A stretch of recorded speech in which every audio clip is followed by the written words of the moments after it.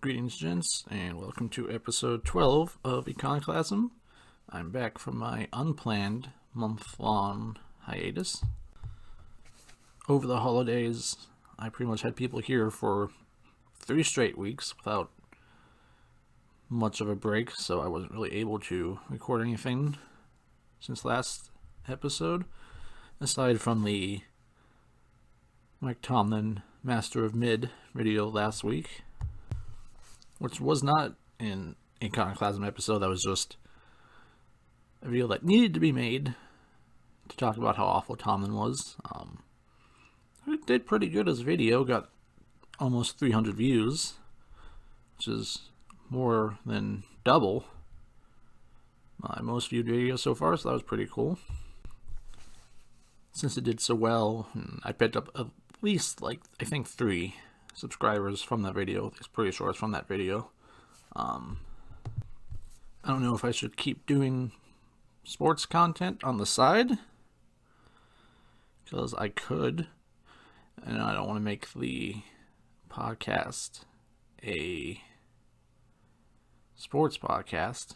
I also don't want to make the channel a sports channel entirely, at least, but I could do both. I'm not going to be just putting out random content that you see a lot of sports channels do that would be just constant talking about whatever the local or newest news is from the sports world. I'm not a sports analyst. I just needed to make that Mike Tomlin video so people knew how bad he was. But I do have ideas for sports content if that is desired, which it might be, seemingly. Let me know, I guess, if people want me to do more sports stuff, because that's something I can easily do, a video a week in addition to the podcast, I'm pretty sure. So if people are interested, I can start working that in. But now to the subject for today's podcast: Biden's farewell address at the end of his time as president. Now, it's an interesting farewell address because he was only president in name. He was never really president. There was always someone else, directing how things went behind the scenes, controlling him. The man was riddled with dementia, so bad that he was declared mentally unfit to stand trial. But yet, he was allowed to be president and control the nukes and all that, and people seemed to have no problem with it. And there were people who had no idea somehow. People who voted and talked about politics, but they had no idea, because they are completely unobservant or just only pay attention to the state media. But so Biden wasn't president, but we're going to analyze the address as if he was, because that's what he's claiming it to be. Although, in modern politics, no one does their own speeches, except for maybe Trump, but that's when he goes off the cuff. I think even he doesn't do them all himself, but most have speech writers at this point, which is infuriating that so many people judge who they're going to support or what ideas they're going to support based off speeches that aren't written by the actual politicians. They're written by some, BS liberal arts grad from some gay university somewhere in the country, or some immigrant from some third world who is hired by the DNC or RNC and who's probably going to push their country's interest in their speeches. But so think about that when you hear any politician talk. It's probably not their words. They're just reading a teleprompter from what someone else wrote. It's honestly bullshit that it happens, but what can you do? But keep that in mind. Now to the actual address itself. Finally, 5 minutes in. It's interesting that Biden begins, although not unexpectedly, by taking credit for the hostage and ceasefire deal that was all Trump's doing. Oh, but Biden's president right now. Yeah, but Trump's envoy went over, told Netanyahu, fuck your Sabbath, we're meeting. Kind of yelled at him, and then the deal is made. But, Biden takes credit for it. It was absolutely Trump. So, starting off, I guess, props to Trump for actually getting something good done. He doesn't do much of that, but shout out there. Also, quick aside, Israel has killed dozens of people in Gaza in strikes since the ceasefire deal was reached, so, they're doing great. Gotta get my episode shot at Israel in, but yeah, so Biden takes credit for the deal that Trump gets done, because, why not? As a politician, that's what they do. Oh, also, I'm not going to obviously play the speech and then respond to what he says. I'm not going to give direct quotes, but, drawing from what he said, and you don't have to accuse me of misrepresenting or anything. You can go listen to it and make sure I'm detailing it properly. But anyway, Biden proceeds to go into this story about the Statue of Liberty and what it means, and it's basically a long-winded way for him to say, let your daughters get raped and murdered and your cities get overrun by gangs by illegal immigrants. Let all these people struggling and looking for a better life come in. You have an argument there, but when you're using it just to defend murderers, rapists, gangs coming in, no, that's very different. And that's what Biden did throughout his whole presidency, was just leave the border wide open, let all these people come in and make life so much worse for people, and live off of government money, taxes, that so many people who were struggling paycheck to paycheck had to be taxed to pay for these people to come in and get free housing, food, and stuff that they couldn't really afford, in large part thanks to the taxes, as well as inflationary policies of the government and all the other policies of the government that fuck with the economy. But it's okay because Statue of Liberty. I also love people who appeal to the Statue of Liberty while also hating liberty. That name is there for a reason. The Statue of Liberty. You can't oppose liberty and all these liberties that people have and then appeal to the Statue of Liberty. It's bullshit. Speaking of which, Biden then goes on to talk about our rights, our freedoms. Motherfucker, you don't care about those. You don't protect those. What rights and freedoms did you protect? Later in the speech, he talks about going after multiple freedoms and rights. What? The right to mutilate your child and brainwash them into thinking they're the other gender? The right to illegally cross the border and rape a 14-year-old? The right to murder your child in your womb? Yeah, sure, those rights he cares about, but not any actual rights. So, no, fuck off. And he goes into believing in the idea of America means respecting the institutions that govern. No, that's not what America is. Do you know what America was founded on? Using violence against institutions that govern. You don't respect the institutions that govern, or the presidency, the Congress, the courts. No, fuck them all. You're supposed to be eternally hostile to them.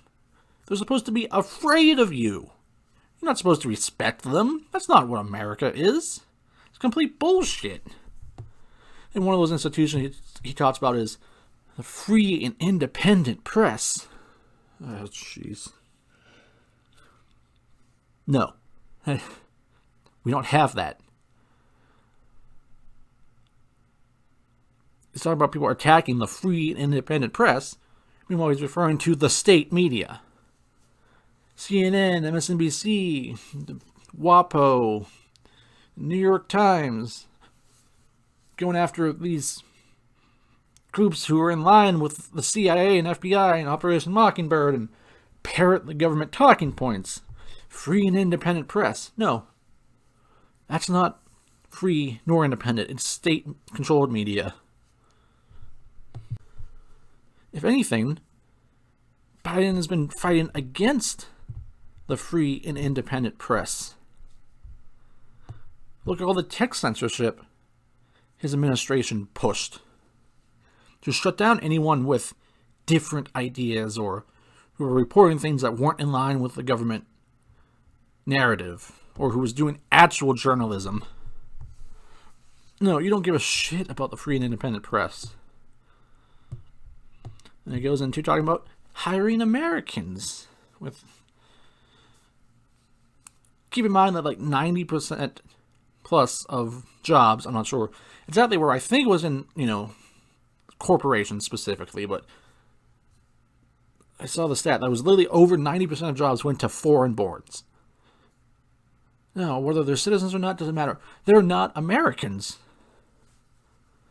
Someone moves here and gets a job, that's not hiring an American.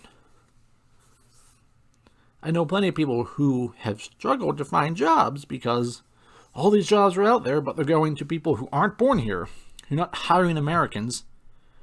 You're importing replacements for Americans and keeping actual Americans out of the job industry. Another accomplishment he talks about, infrastructure. Like what? He rattles off these things that he did, but I don't recall any real infrastructure done at all. High-speed internet, roads, hospitals, whatever. That never happened. Or if it did, it was on an incredibly small scale.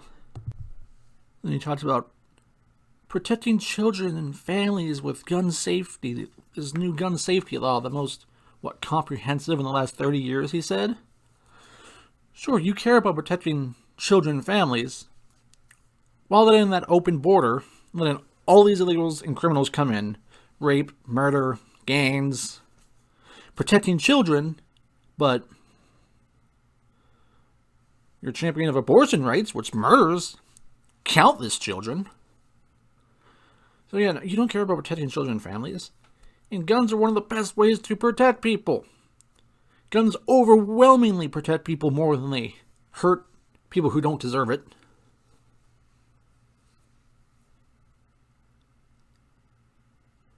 This is one of the things I mentioned earlier, that rights and freedoms that he's directly going against. He's bragging about going after gun rights. He mentions that he created 17 million jobs. No, you didn't.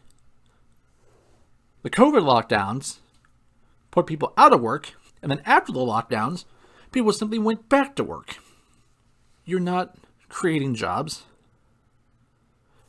People were just getting the jobs back that they were forced out of by lockdowns that you championed.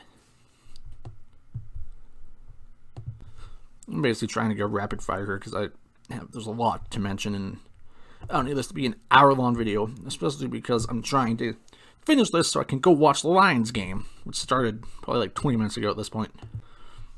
By the way, Russ totally on the side of the Chiefs in that first game. Complete and utter bullshit.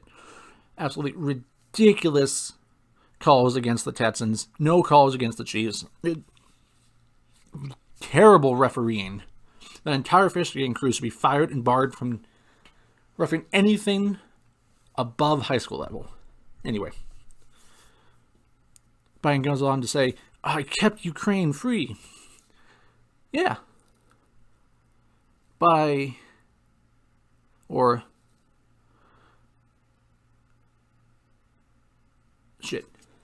Yes, Ukraine is free.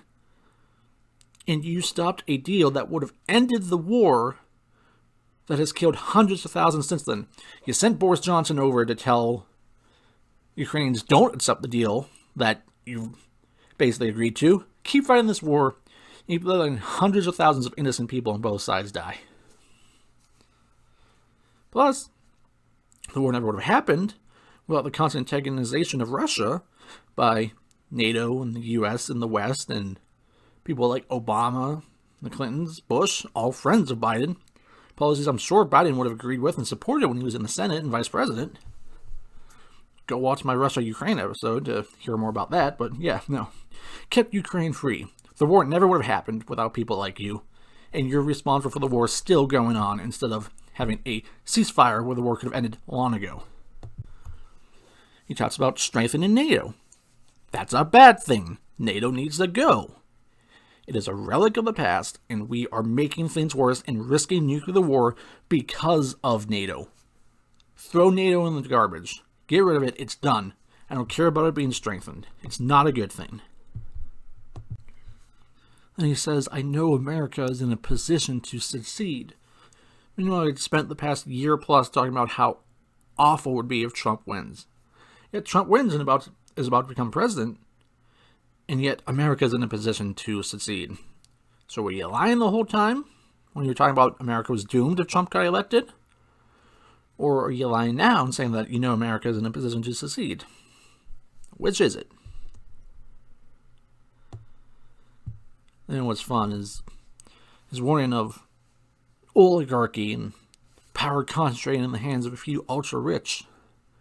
Yeah. Prior to now, we've been perfectly fine, but now we're having an oligarchy.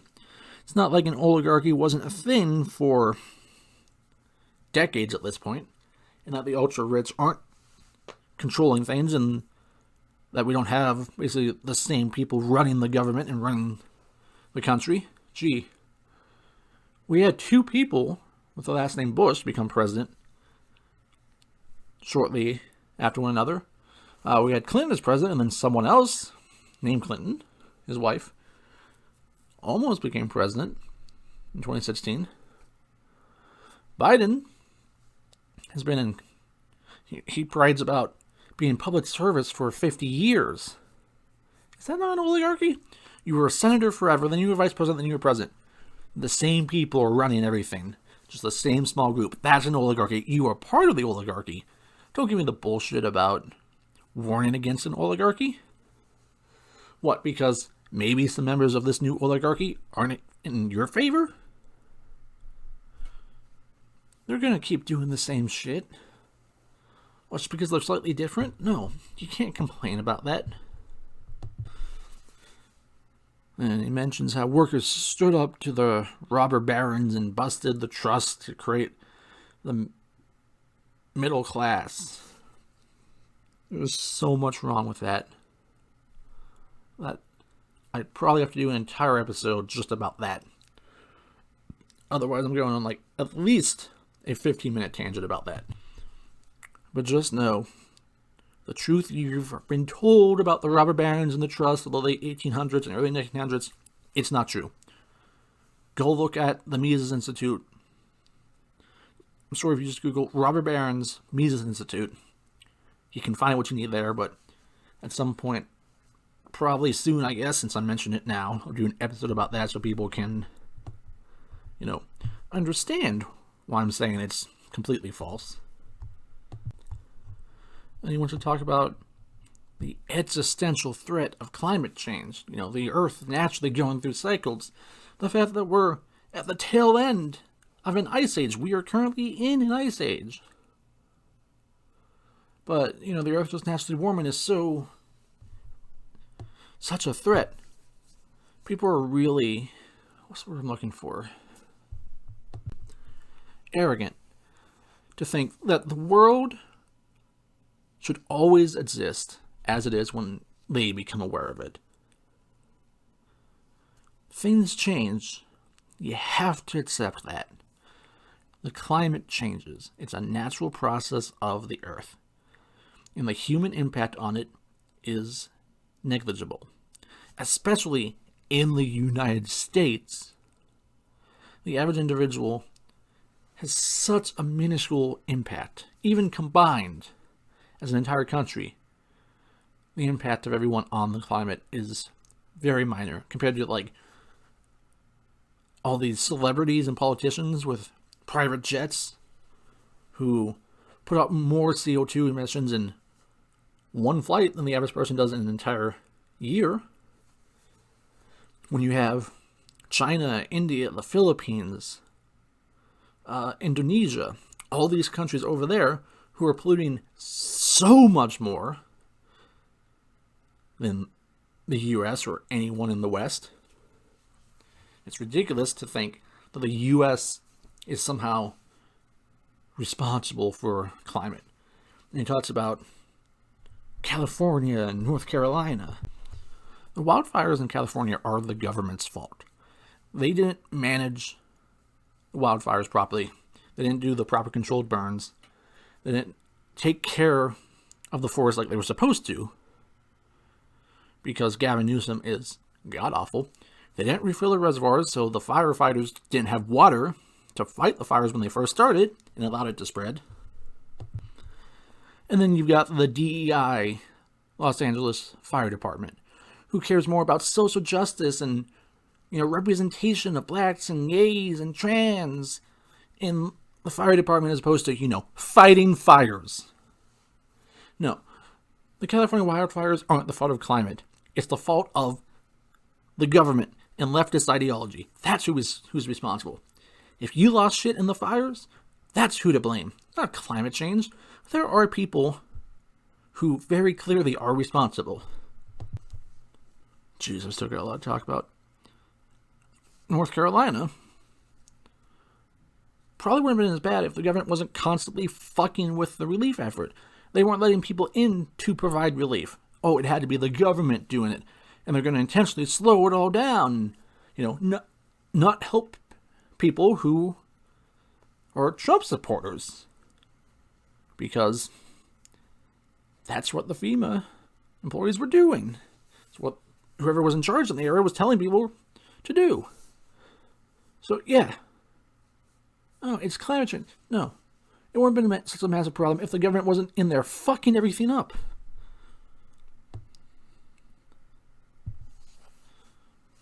And he talks about how there's these interests who want to fight climate deals for their benefit.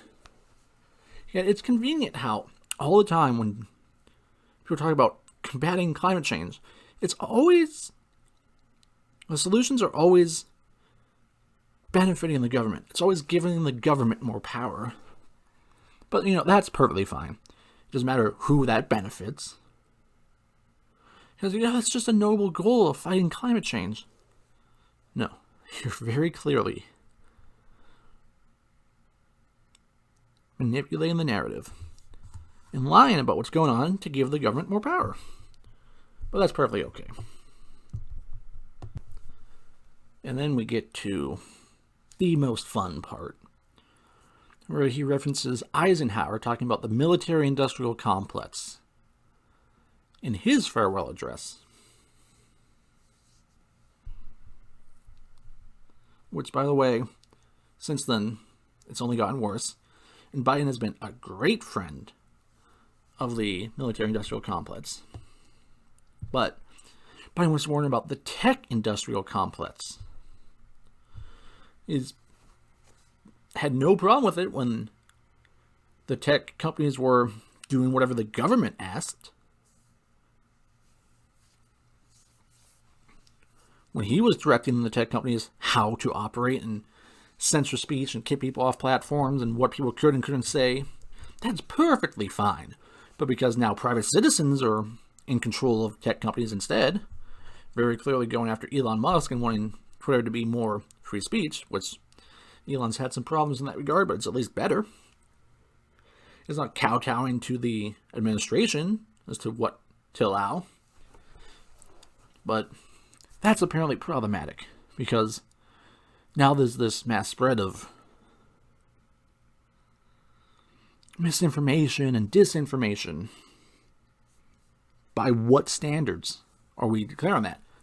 Because remember, during COVID, the tech companies were suppressing misinformation, a lot of it which turned out to be true.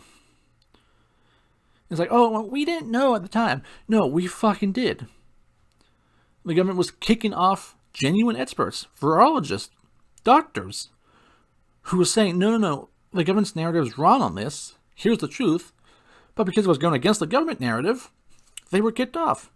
Not because these were just random people saying completely unfounded things. No, these were people who knew what they were talking about. They were just against the government narrative, and they were kicked off. So no, I don't trust Biden when he's complaining about misinformation and disinformation, because I don't trust the fucking government to decide what's true. I mean, what, are we going to kick someone off social media and silence them because they say a boy can't become a girl? Because by Biden standards, that's misinformation, even though that is very clearly factually true. A boy cannot become a girl. But because the feelings decide that that's misinformation, oh, that's got to go. No, I don't trust the woke government partnership to decide what's misinformation and disinformation and what needs to go. And Biden says that the free press is crumbling because of this. I just wrote LOL in my notes for that. What more do you need to say? I already went over that earlier, but it's just ridiculous. If the free press can't handle people shitposting online or, giving actual information, then fuck them. They should crumble. Oh, social media is giving up on fact-checking. Yeah, because the fact-checkers fucking sucked. They just did what the government asked. I have an interesting story about that. I posted the Voltaire quote on my Insta story one time. To learn who rules over you, simply find out who you are not allowed to criticize. That's what I posted in my Insta story. And the fact checkers at Instagram marked that as misinformation and put a warning on my story for anyone who was clicking through. So yeah, I don't check the fact checkers. They don't give a shit about facts. They're just pushing propaganda in the narrative.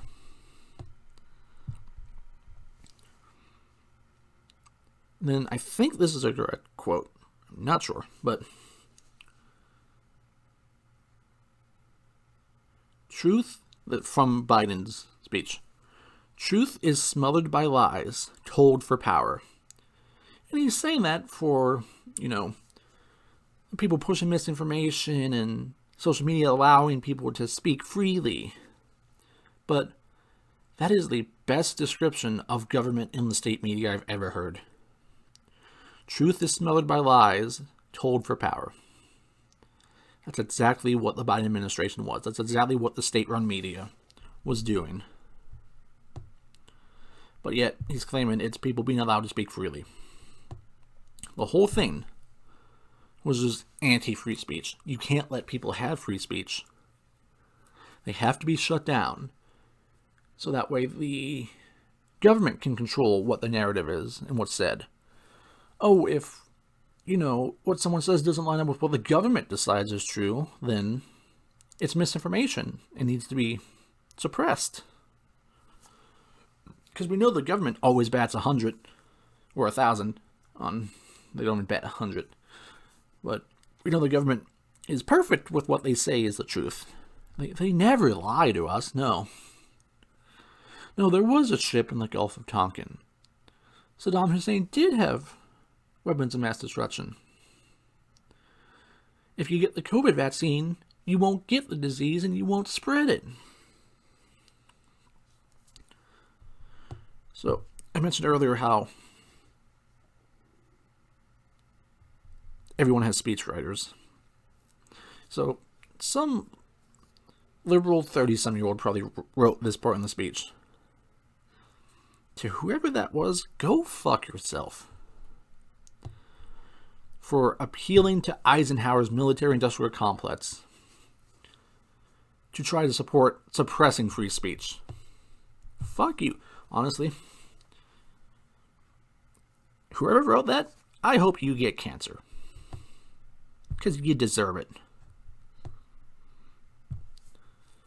Also, Eisenhower had a very good reason to mention it because he was the leader of all of the Allied forces in Europe during World War II. He was a 5-star general. Or was it 4-star?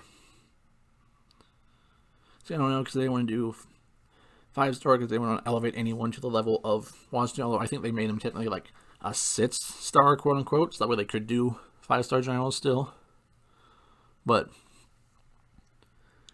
he knew very well the threats of the military and its partnership with the government, industry, business. But when Biden wants to talk about his very important warning, he was a leader of the exact thing he's warning about: suppressing the truth to protect misinformation. It's just a ridiculous comparison. I really hope that dementia eats through the rest of Biden's brain very soon. Then he goes to talk about AI. I don't really have anything to say there. He wants to reform the tax code to make people pay more taxes. Reform the tax code to help people by making more people pay more taxes. Yeah, fuck off. Now, this next part, I'm not 100% sure what he said. He mumbled through a lot of it. But I think he was calling for an 18-year term limit for Supreme Court justices. Which clearly he only wants to push out people like Clarence Thomas and Alito. Because, they're holding up the government's ability to totally fuck up the country and liberty even more. We need to push out Clarence Thomas so we can have more people like Ketanji in SCOTUS.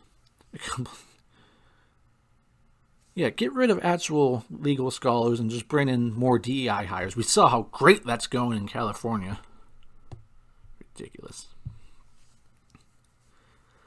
Now, his next two things I'll give him props for, because I'm going to shit on him for half an hour. Got to give him props where props is due.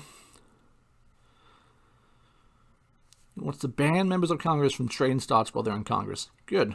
But, why didn't he do it while he was president? He could have. If it was so important, at least try. And then he says, no president should be immune for the crimes they commit while in office. Yes, I agree. But it's not going to work out so well for your buddies if we do that. Your best pal Obama, who is one of the worst war criminals this world has ever seen, especially probably since like the end of World War II. Yeah, you want to prosecute people for their crimes? Your best friend's going to get it real bad. You would probably get it. What about your son? So the president's not immune, but the president's son is immune because the president can just pardon him for everything he may have done? Yeah. I don't take it seriously. And he goes on to talk about democracy and how we're at the risk of a concentration of power and people have no fair shot to play the game fairly. What about Kamala? What about what happened with the Democratic nomination for president? People just picked Kamala to be president or to be the nominee. You shut down the primaries so no one could run against Biden. And then when Biden withdrew, Kamala was just put in place as the nominee. The entirety of the Democratic Party voters had no fair shot. They didn't get to say. They didn't get to participate in democracy. No, the candidate was just picked for them. And then when the candidate backed out, another candidate was just picked for them. There was no choice involved there. So no, you don't give a shit about democracy. The concentration of power already exists, and you were part of it. The DNC had complete control of that process. Democracy wasn't allowed to participate. But you're going to have all these people who probably wanted democracy and wanted to vote for someone other than you or Kamala to be the nominee. They're going to sit there and yay, I agree, yay, because they have no logic or memory of what reality was, and that they were kicked out of the democratic process. But now there's a concentration of power because, I don't know, now it's different. That's happening to someone, to the benefit of someone other than me. Sure, fuck off. Then he says something that I really actually agree with. He says that he walked by a painting of the Statue of Liberty I don't know how many times in the White House. I fully agree. I fully believe that you don't know how many times you walked past it. Because you're so dementia-ridden that there's no way you know. I can guarantee you, you have no idea. But that's basically it. The last little cleanup bit is him just saying empty platitudes and bullshit, but it's completely ridiculous of a farewell address. Completely pathetic lies and doublespeak and calling for new tyranny, the suppression of rights and liberties. Thank God Biden's going to the waste bin of history at this point. Good riddance to him, and hopefully we never see Kamala again. Good riddance to her, the entire administration, just everything this government was about. Yeah, farewell to Biden. Good riddance. Go fuck yourself. And now we have Trump. So I get to spend the next 4 years attacking him because we all know he's not going to be great because he wasn't the first time around. Although, props to getting the Israel deal done. Hopefully he can end the war in Ukraine. He seems to have an interest in that. And if he can prevent, nuclear war, make sure that's much less of a threat, I will give him major props. But we'll see.